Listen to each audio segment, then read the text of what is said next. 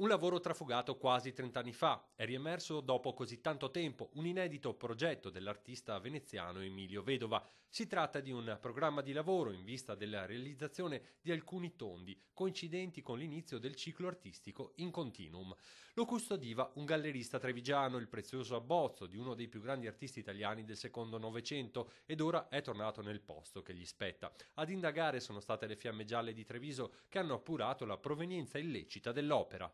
Ci siamo rivolti alla commissione tecnica della Fondazione Vedova, in particolare al professore Gazzarri, che è stato un allievo del maestro, che insomma loro ci hanno dato ausilio tecnico e quindi sono riusciti con estrema, precisione a riconoscere l'opera.